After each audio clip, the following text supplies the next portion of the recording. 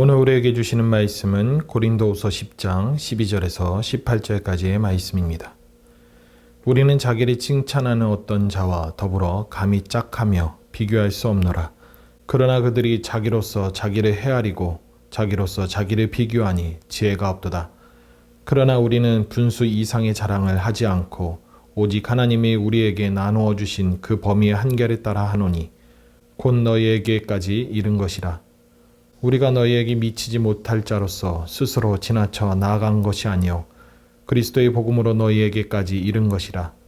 우리는 남의 수고를 가지고 분수 이상의 자랑을 하는 것이 아니라 오직 너희 믿음이 자랄수록 우리의 규범을 따라 너희 가운데서 더욱 풍성하여 지기를 바라노라.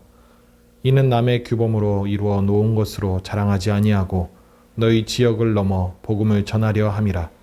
자랑하는 자는 주 안에서 자랑할지니라. 옳다 인정함을 받는 자는 자기를 칭찬하는 자가 아니요 오직 주께서 칭찬하시는 자니라. 아멘. 역사는 돌고 돈다 라는 유명한 말이 있습니다. 영국의 역사학자가 한 말입니다. 문명의 흥망성쇠를 보면서 내린 결론으로 한 말입니다. 그래서 그런가요? 시대가 변해도 문명이 바뀌어도 사람이 살아가는 양식은 큰 차이가 없어 보입니다. 여러분, 혹시 내로남불이라는 말을 아시는지요? 어감으로는 고전 사자성어 같지만 신조어입니다. 90년대 정치판에서 만들어진 말로서 풀어보면 내가 하면 로맨스, 남이 하면 불륜이라는 말입니다. 즉, 내가 하면 다 맞고 내가 하면 다 틀린다라는 식이지요. 자기 세상에서만 살면서 자기만 잘났다고, 자기가 제일 멋있다고 여기는 속된 말이 있죠. 자뻑. 자뻑에 사로잡힌 사람을 일컫는 말입니다. 저는 이런 사람들이 현대에서만 있는 줄 알았습니다. 바울 사도가 살던 시절에도 있더라고요. 12절입니다. 세 번역으로 읽어드리겠습니다. 우리는 자기를 내세우는 사람들과 같은 부류가 되려고 하거나 그들과 견주어 보려고 하지 않습니다. 그러나 그들은 자기를 척도로 하여 자기를 재고 자기 기준으로 하여 자기를 견주어 보고 있으니 어리석기 짝이 없습니다. 바울 사도는 말합니다. 자기 기준, 자기 척도를 만들어 제 마음에 맞는 사람끼리 어울려 자기 주장들만 하는 이들을 가리켜 어리석다라고 하는 말을 보게 됩니다. 우리 주변에 참 많지요. 세상 속에서 살아가다 보면 자기 세상에 갇혀 보편적인 기준도 아닌 자기 기준대로 주장하고 제멋대로 해버리는 사람들이 참 많습니다. 비단 이런 모습들이 세상 사람들만의 모습은 아니지요. 교회, 즉 거룩한 백성이라고 일컬어지는 하나님 믿는 사람들 속에서도 이런 사람들은 꼭 찾아볼 수 있습니다. 바울 사도는 이런 사람들에게 일침을 놓습니다. 17절입니다. 자랑하는 자는 주 안에서 자랑할지니라. 바울 사도가 이렇게 말한 이유는 단 한 가지입니다. 성도라면 자랑도 세상 사람들과 다르게 해야 하는 거야 라고 하는 것입니다. 바울 사도는 앞서 자신의 사도직을 변호하면서 나에게 주어진 권세를 남용한 적도 없고 자랑한 적도 없다. 난 전혀 부끄러운 인생을 산 적 없다 라고 말했습니다. 아울러 너희는 겉으로 보이는 몇 가지 사안으로 나를 이러쿵저러쿵 평가하지만 나는 결코 육정을 따라 행동하지 않았다 라고 말합니다. 그러면서 말하는 너희가 오히려 자기 확신에 찬 자기 기준대로 육정에 따라 행동하는 거야 라고 논박하고 있는 것이지요. 여러분, 교회는 세상에서 구별되어 부름받은 자들의 모임입니다. 그래서 거룩한 백성, 즉 성도라고 칭하는 것입니다. 그런데 세상 가치대로 세상이 하는 수작대로 한다니 결코 있을 수 없고 있어서도 안 되지요. 그런데 성도가 버젓이 교회에서 교인들이 세상에서 자기가 어떤 존재인지도 모르고 자기만 내세우고 작당하여 힘의 논리로 불의를 행하고 자뻑에 빠져 내로남불식으로 한다? 이것은 결코 있어서는 안 되지요. 그래서 바울 사도는 18절에서 말씀합니다. 옳다 인정함을 받는 자는 자기를 칭찬하는 자, 즉 내세우는 자가 아니다 라고 말을 합니다. 신앙인은 나를 드러내는 자가 아닙니다. 성도는 내가 아닌 나를 사랑하사 나를 위하여 자기 자신을 버리신 하나님의 아들을 믿는 믿음으로 사는 사람들입니다. 갈라디아서 2장 20절에서는 바울 사도는 뭐라 말합니까? 내가 그리스도와 함께 십자가에 못 박혔다. 그런즉 이제는 내가 사는 것이 아니라 내 안에 오직 그리스도만이 사는 것이다 라고 고백하지 않았는지요.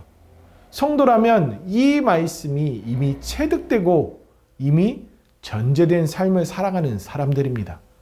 이 말씀대로라면 성도는 이미 죽은 자인데, 즉 나란 존재가 없어야 하는 존재인데도, 그런데도 나를 드러낸다. 그런데도 아직 자아가 살아있다. 자기의 의를 드러내며 자신만을 내세우며 살아간다. 이는 성도의 자기 정체성이 불분명하다는 것을 의미하는 것입니다. 강하게 표현하면 아직 진정한 믿음이 없는 상태이거나 하나님과의 관계가 흐트러져 있는 상태임을 드러내 주는 것입니다. 여러분, 우린 이미 그리스도께서 십자가에 못 박히셨을 때 우리도 함께 죽은 자들입니다. 시간적인 개념이 아니라 우리의 존재 자체가 나는 죽고 내 안에 예수 그리스도만이 사는 인생이어야 한다는 것입니다. 신앙인은 자기를 자랑하지 않습니다. 성도라면 자기를 내세우지 않아야 합니다. 그렇다면 17절의 말씀은 무슨 의미일까요?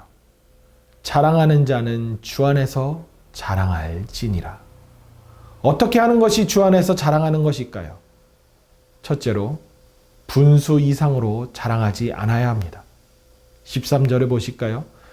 그러나 우리는 분수 이상의 자랑을 하지 않고 오직 하나님이 우리에게 나누어 주신 그 범위의 한계를 따라 하노니 곧 너희에게까지 이른 것이라. 우리의 나됨은 전적으로 하나님의 은혜요, 하나님의 인도로 누리는 인생입니다. 따라서 우리의 자랑은 하나님이 되어야 합니다. 사실 자랑하다라는 이 단어 자체가 뽐내다, 영광 돌리다, 기뻐하다라는 뜻입니다. 그러므로 우리는 하나님을 뽐내야 하며 하나님께 영광을 돌려야 하고 하나님으로 기뻐해야 합니다.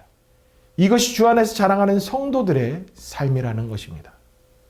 두 번째로 말씀대로 살아가는 인생이어야 합니다.